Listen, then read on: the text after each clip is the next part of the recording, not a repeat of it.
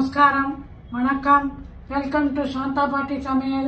இன்னைக்கு எல்லாருக்கும் பிடிச்ச மாதிரி வெஜிடபிள் பிரியாணி பண்ண போகிறோம். என் புள்ள தான் பண்ண போகிறான். ஸ்பெஷல் ஐட்டம்லாம் வத்த குழம்பு, மிளகாப்பொடி, ஃப்ரைட் ரைஸ் எல்லாம் அவன் ரொம்ப நல்லா பண்ணுவான். பார்க்கலாமா? இந்த டம்ளரால் 1.5 டம்ளர் பாஸ்மதி ரைஸு 1 மணி நேரம் ஊற வைக்கணும். 4 மீடியம் சைஸ் பெரிய வெங்காயம் நீள வாக்கில் கட் பண்ணி வச்சுருக்கேன். 2 தக்காளி பொடி பொடியாக நறுக்கி வச்சுருக்கோம். ஒரு உருளைக்கிழங்கு சின்ன சின்ன பீசஸாக கட் பண்ணி வச்சுருக்கோம். தண்ணியில் போட்டு வைக்கணும், கருத்து போயிடும், அதனால தண்ணியில் போட்டு வச்சுருக்கோம். 10-15 காலிஃப்ளவர் பீசஸ் சின்னதாக கட் பண்ணது. 1 கப்பு கிரீன் பீஸ் பச்சை பட்டாணி உரிச்சது. சின்ன சின்ன பொடி பொடியாக கட் பண்ண 2 கேரட்டு, ஒரு 10 பீன்ஸ், 4 பச்சை மிளகா நீள வாக்கில் கட் பண்ணது. உங்களுக்கு காரத்துக்கு ஏற்ற மாதிரி 1-2 கூட போட்டுக்கலாம். 1 கப் கொத்தமல்லி, 1 கப் புதினா, 2 டேபிள் ஸ்பூன் மிளகாய் பொடி, 1.5 டேபிள் ஸ்பூன் தனியா பொடி, 1/4 ஸ்பூன் மஞ்சள்தூள், 1/2 கரண்டி தயிர், புளிக்காத தயிர், 1 டீஸ்பூன் சோம்பு. இதில் இது பொரிக்கக்கூடிய மசாலா. இது 2 பட்டை துண்டு. இந்த பட்டை சிலோன் பட்டைன்னு சொல்லுவாங்க, ரவுண்டாக இருக்கிறது. நீங்கள் ஃப்ளாட் பட்டை கூட யூஸ் பண்ணிக்கலாம். 2 கிராம்பு, 2 ஏலக்காய், கொஞ்சம் அன்னாசி பூ 1, ஜாதி பத்திரி 1, ஸ்டார் அனீஸ் 1, கடல் பாசி கொஞ்சம், 1 பே லீஃப், இஞ்சி பூண்டு பேஸ்ட்டு 2 டேபிள் ஸ்பூன், 1 கட் பண்ண லெமன், 2 டேபிள் ஸ்பூன் நெய், ஒரு 50 ml கடலை எண்ணெய். இன்னைக்கு இந்த வெஜ் பிரியாணி பண்ணுறதுக்கு இண்டஸ் வேலியோட பிரியாணி பாட்டை தான் நம்ம யூஸ் பண்ண போகிறோம். இது ஃபுல்லாக ஸ்டெயின்லெஸ் ஸ்டீலில் பண்ணது.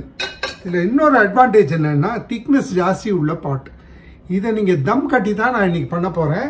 இந்த குக்கரில் வேக வச்சு பண்ண போகிறது இல்லை. இந்த தம் கட்டுறதுன்றது கன்வென்ஷனல் பிரியாணி. அது அப்படி பண்ணும்போது அடி பிடிக்காம ஒட்டிக்காம ரொம்ப சீக்கிரம் குக் ஆகக்கூடிய அற்புதமான ஒரு பாட்டு. இந்த பாத்திரம் நீங்கள் வாங்கணும்னா இந்த ஒரு கூப்பன் கோடு ஒன்று இருக்கும். அதை கொடுத்து வாங்கினீங்கன்னா 12% டிஸ்கவுண்ட் கொடுப்பான். கண்டிப்பாக வாங்குங்க. இப்போ இந்த பாட் சூடாயாச்சு. நான் இன்னைக்கு கடலை எண்ணெய் தான் யூஸ் பண்ண போகிறேன். நல்ல வாசனையாக இருக்கும் கடலை எண்ணெய் போட்டால். உங்களுக்கு என்ன எண்ணெய் வேணுமோ நீங்கள் யூஸ் பண்ணிக்கலாம். நீங்கள் காமனாக வீட்டில் என்ன யூஸ் பண்ணுறீங்களோ, வெஜிடபிள் ஆயில் இல்லை நல்லெண்ணெய், எந்த எண்ணெய் வேணாலும் நீங்கள் யூஸ் பண்ணலாம். இது கூட ஒரு 2 ஸ்பூன் நெய் வாசனைக்கு. இது கொஞ்சம் கொதிக்கிட்டோம், கையில் வைக்கலாம். இப்போ இந்த எண்ணெயும் நெய்யும் கொதிச்சுடுது இல்லையா? இந்த மசாலா சாமான் நம்ம ஏற்கனவே சொன்னது அப்படியே உள்ள போட்டுரும். அடுத்தது சுட்டோன்னா இப்போ சோம்பு போட்டுடலாம்.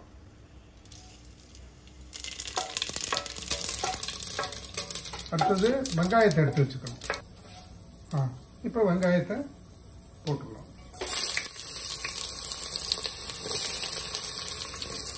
ஃபுல்லாக போட்டுடலாம்.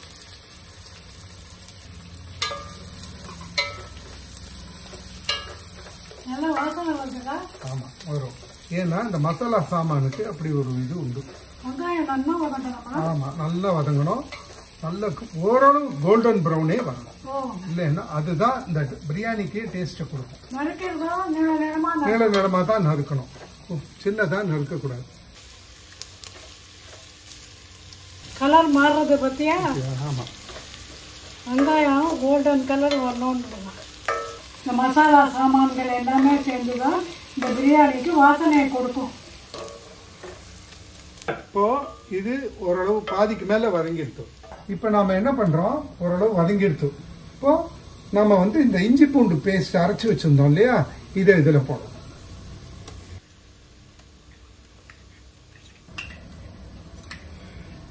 இது ஏன் நம்ம முன்னாடி போடுறோம்னா, போட்டு வதங்கும் போது இந்த பச்சை வாசனை போகணும்.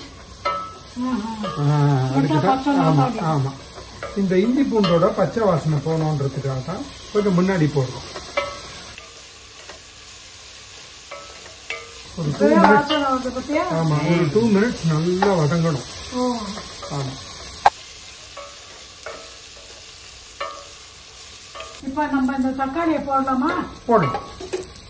தக்காளி பொடியா நறுக்கி வச்சு பத்தியா எல்லாத்தையும் போட்டோமா? போட்டலாம்.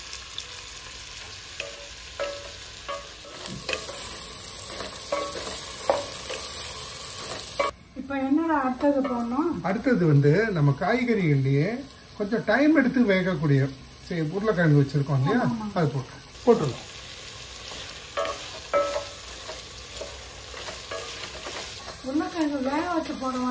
அவசியம் இல்லை, ஏன்னா நம்ம வதக்குறோம் இல்லையா, அதனால அதுலேயே கொஞ்சம் வந்துடும். இப்போ அடுத்தது நம்ம என்ன பண்ண போகிறோம், காலிஃப்ளவர். ஏன்னா அடுத்தது அதுதான் கொஞ்சம் வேகிறதுக்கு டைம். பச்சையா போடலாமா? அதாவது வெந்நீரில் போட்டு எடுத்தது, வெந்நீரில் போட்டு இந்த புழு மட்டும் எடுத்தது அப்படியே போடலாம். ஒன்றும் வேக வைக்கணுன்றது இல்லை, வேக வச்சா குழஞ்சி போயிடும், போட்டுடலாம்.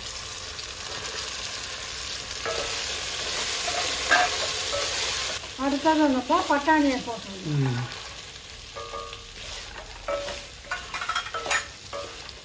இப்போ அடுத்தது இந்த பீன்ஸும் கேரட்டையும் போட்டுருவோம்.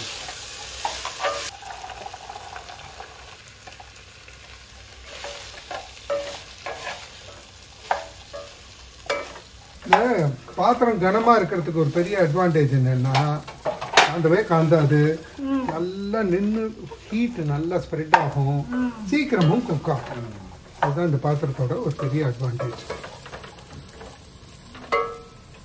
இப்போ பச்சை மிளகாய் காரத்துக்கு சேர்க்கணும்.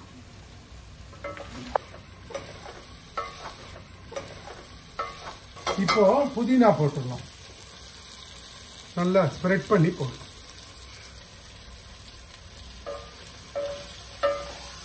அப்புறம் கொத்தமல்லியும் இப்படியே போட்டுடலாம், நிறைய கொத்தமல்லி போடலாம், நல்ல வாசனையா இருக்கும்.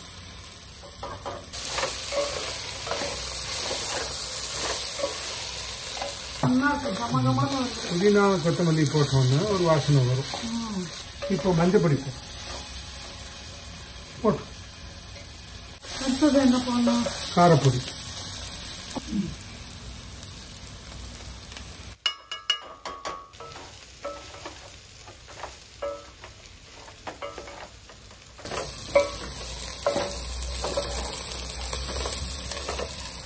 இப்போ இதுக்கு தேவையானது உப்பு போட்டுடலாம். இதுக்கு தேவையான உப்பு போட்டுடலாம், ஃபுல்லாவே போடலாம். ரைஸ் வேற ஆட் பண்ண போறோம் இல்லையா, அதனால போட்டாச்சா. இதை நல்லா கலரி விட்டுட்டு இப்பதான் இதுல விஷயமே இருக்கு. இந்த காய்கறி வேகணும் இல்லையா, அதுக்கு இதுல ஒரு டம்ளர் தண்ணி ஊற்றிடணும். ஓரளவு ஒரு 1-1.5 டம்ளர் தண்ணி ஊற்றிடணும். ஊற்றி நல்லா கிளறி விடணும். இந்த தயிர் இருக்கு இல்லையா, அதை இதுல சேர்த்துடணும். ஆமா, அதுதான் அந்த ஒரு புளிப்பு தன்மையோட ஒரு நல்ல ஒரு டேஸ்ட் கொடுக்கும். கலர் அழகா இருக்கு. இத மீடியம் ஃப்ளேம்ல வச்சுட்டு இதை இது கூடவே வர மூடி, இது கூடவே வர மூடி அழகா செட் ஆயிடுச்சு பாரு. இது வேக வைக்கும். இதுதான் உங்களுக்கு ஒரு 3 நிமிஷம் நல்லா தெரியும் உனக்கு, இந்த ஆயில் பிரிஞ்சு வரும். அப்போ நல்லா வெந்துருத்துன்னு இருக்கும், எல்லா காயும் ஓரளவு வெந்துடும். எப்படி கலர் மாறுறது பார்த்தீங்களா? இப்போ ஆட்டோமேட்டிக்கா இந்த காய்கறிகள்லாம் வெந்துடும். இன்னும் 2 நிமிஷம் வேக வைக்கணும், வைக்கணும் சரியாயிடும். இப்போ நம்ம குக்கர்ல வேக வச்சு பிரியாணி பண்ணல, இது தம் கட்டி பண்ற பிரியாணி. தம் கட்டி பண்ற பிரியாணியில எப்போதுமே என்ன பண்ணுவாங்கன்னா, தனியா ஒரு இடத்துல தண்ணி வச்சு நீங்க சாதம் வடிக்கிற மாதிரி அரிசியை போட்டுருவாங்க. அந்த அரிசி கூட கொஞ்சம் புதினா, ஒரே ஒரு பட்டை, ஒரு அன்னாசி பூ மட்டும் போட்டுட்டு அதுல போட்டுறணும். இங்க தண்ணி வச்சிருக்கேன். இதுக்கு அளவு கிடையாது. இது 3/4 பாயத்துக்கு வேகணும், அவ்வளவுதான். ஒரு 70 to 75% வேகணும். இத போட்டுட்டு இது எதுக்கு நம்ம சுடு தண்ணியில் போடுறோம்? இந்த வாசனையும் இந்த அரிசியில இறங்கும். சரி. இப்போ இந்த அரிசியை இங்க மெதுவா அதுல போட்டுருணும்.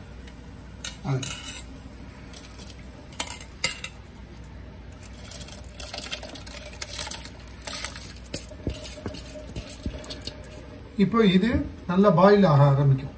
அப்பப்போ எடுத்து பார்க்கணும். ஒரு 70% வெந்தோடனே என்ன பண்ணணுன்றதை நான் உங்களுக்கு சொல்கிறேன்.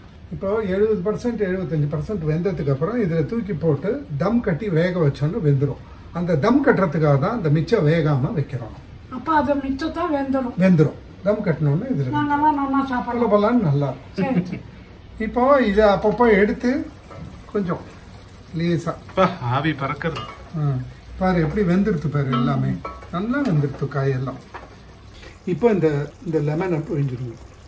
ஸோ இந்த டிஷ்ஷுக்கு தக்காளி தயிர் லெமன் எல்லாமே புளிப்பு கொடுக்கும். ஆமாம் ஆமாம், அது அந்த புளிப்பு டேஸ்ட் வந்து ரொம்ப நல்லா இருக்கும். பார்த்தீங்களா, நல்லா ஒரு 70% ஆகிடுத்து பாருங்கள். எவ்வளோ நிலமா ஜம்முன்னு ஆகிடுத்து பாருங்க. இந்த தண்ணியை ட்ரெயின் பண்ணிவிட்டு பார்த்தீங்களா, ட்ரெயின் ஆகிடுத்து பாருங்கள். இப்போ இந்த சாதம் ஃபுல்லாக இதில் போட்டாச்சு. அம்மா, இதில் இந்த கொத்தமல்லி நைஸாக இருக்குல்ல, இது மேலே போடும். இப்போது 2-3 ஸ்பூன் நெய் பரவாயில்ல விட்டோம்.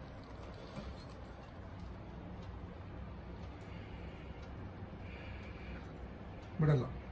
இது ரொம்ப ரிச் தாங்க, ரிச் ஃபுட்டு தான். அளவோடு சாப்பிட்டா ரொம்ப நல்லது. ரொம்ப பிரமாதமான ஒரு ஐட்டம், டிஷ் இது. எல்லாருக்கும் பிடிச்ச ஒரு டிஷ் இது. இந்த பிரியாணியை பொறுத்த வரைக்கும் எதுவுமே தேவையில்லை, வெறும் ரைத்தா போகிறோம், வெங்காய ரைத்தா போகிறோம். அது என்னென்னா, வெங்காயத்தை நீளமாக கட் பண்ணிவிட்டு உங்களுக்கு காரத்துக்கு ஒரு 2 பச்சை மிளகாய் போட்டு கொஞ்சம் உப்பு போட்டு வச்சுருங்க. 2 கப் தயிர் விடுறேன். ரைத்தா ரெடி.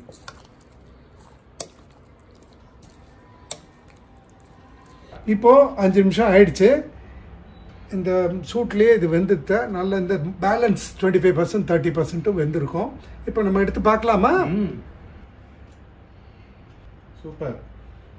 இதை வந்து எடுத்து பார்த்துட்டு இப்படி கலர்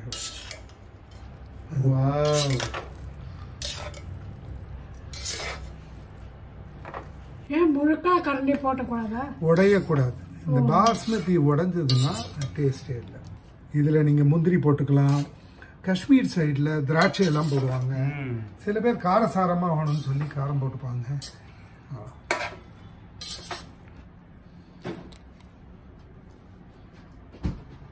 இந்த பிரியாணின்றது எப்படி எங்கேருந்து வந்தது?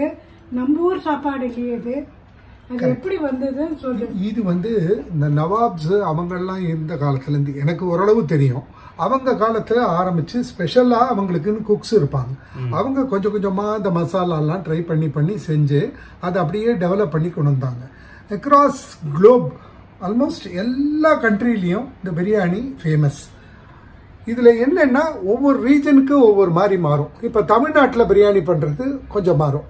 ஹைதராபாத், ஆந்திராவில் வேறு மாதிரி செய்வாங்க. நார்த் இந்தியாவில் வேறு மாதிரி செய்வாங்க. ஆனால் எல்லாத்துக்குமே பிரியாணி தான் பேஸ். வந்து அவங்களுக்கு நான் வெஜிடேரியன் பிரியாணி தான் ப்ரிடாமினண்ட்டாக செய்வாங்க. இப்போ அந்த பிரியாணியோடைய அந்த ஃப்ரேக்ரன்ஸ் வந்து எல்லாரையும் இழுத்ததுனால வெஜிடேரியன்ஸும் வெஜிடபிள் பிரியாணி சாப்பிட ஆரம்பித்தாங்க. இந்த பிரியாணியில் இப்போ எப்படின்னா, நம்ம தமிழ்நாட்டில் எடுத்துட்டிங்கன்னா இங்கே வந்து பாஸ்மதி ரைஸு, இப்படி போ மதுரை சைடு போனீங்கன்னா சீரக சம்பா அரிசியில் பண்ணுவாங்க. ஏன்னா சீரக சம்பா அரிசிக்கு அந்த ஒரு ஃப்ளேவர் இருக்கு, அது பண்ணுவாங்க. இந்த பிரியாணின்ற ஒரு மந்திர பேர் இருக்கு பாருங்க, உலகத்தையே ஆட்டி படைக்குதுங்க. அற்புதமான ஒரு டிஷ்ஷு. எல்லாரும் சாப்பிடுங்க, அளவோட சாப்பிடுங்க, ஹெல்த்தியாக இருங்க. பிரியாணி ரெடி ஆயிடுச்சு தெரியுமா? எவ்வளோ ஃபர்ஸ்ட் கிளாஸாக இருக்கு பாருங்க. இதை நீங்கள் பண்ணி சாப்பிட்டு எப்படி இருக்குன்னு சொல்லி எனக்கு சொல்லுங்க. செவன், பிரியாணி சூப்பராக வந்திருக்கு. அதுக்காக ஒரு பாட்டு பாடுறியா? பாடு. வெண்ணிலவும் பொன்னி நதியும் கன்னியின் துணையின்றி என்ன சுகம் இங்கு படைக்கும் பெண்மையில் சுகமன்றி சந்தனமும் சங்க தமிழும் பொங்கிடும் வசந்தமும் சிந்தி வரும் பொங்கும் அமுதம் தந்திடும் குமுதமும் கன்னி மகள் அருகில் இருந்தால் சுவைக்கும் கன்னி துணை இழந்தால் முழுதும் கசக்கும் விழியினில் மொழியினில் நடையினில் உடையினில் அதிசய சுகம் தரும் மணங்கிவள் பிறப்பிதுதான். மண்ணில் இந்த காதலன்றி யாரும் வாழ்தல் கூடுமோ? எண்ணம் கன்னி பாவையின்றி 7 ஸ்வரம் தான் பாடுமோ? இது மாதிரி நிறைய ரெசிபிஸ் எல்லாம் போடுறோம். சப்ஸ்கிரைப் பண்ணுங்க. நன்றி, வணக்கம்.